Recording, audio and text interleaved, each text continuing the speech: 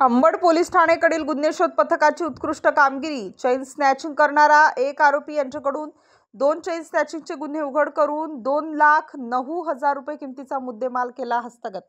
फिर्यादी श्रीमती मीनाक्षी पंकज पिंगळे वय 40 वर्षे यांच्या फिर्यादीनुसार फिर्यादी तसेच त्यांच्या सासूबाई व मुलगी हे त्यांच्या राहत्या घराच्या परिसरात वॉकिंग करत असताना माऊली लॉन्स जवळील गणेश स्वीट्स समोरून जात असताना फिर्यादी यांच्या समोरून एक मोटारसायकलवर 2 इसम आले व मागे बसलेल्या इसमाने फिर्यादी यांच्या मानेवर हात टाकून फिर्यादी यांच्या गळ्यातील सोन्याचे मंगळसूत्र ओढले। त्यावेळी सोन्याचे अर्धे मंगळसूत्र हे फिर्यादी यांच्या हातात राहिले व अर्ध मंगळसूत्र हे मोटारसायकलवर मागे बसलेल्या इसमाने जबरीने चोरून नेले। बाबत तक्रार दिल्याने त्यांच्या तक्रारीवरून अंबड पोलीस ठाणे येथे गुन्हा रजिस्टर नंबर अंबड पोलीस ठाणेस गुन्हा दाखल करण्यात आला होता।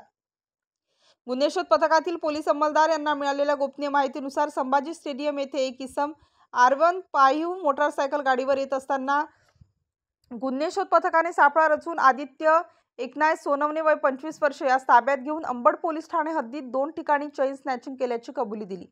याप्रमाणे अंबड पोलीस स्टेशनकडील 2 चेन स्नॅचिंगचे गुन्हे उघड करून एकूण 2,09,000 रुपये किमतीचा मुद्देमाल जप्त करण्यात आला।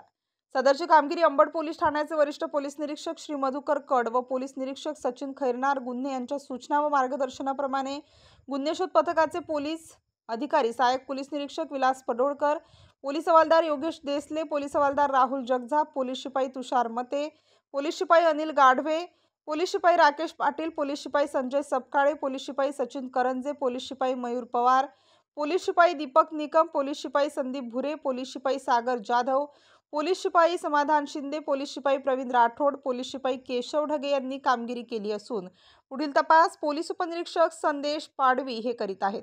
स्टार न्यूज साठी मोहसिन पठाण, नाशिक।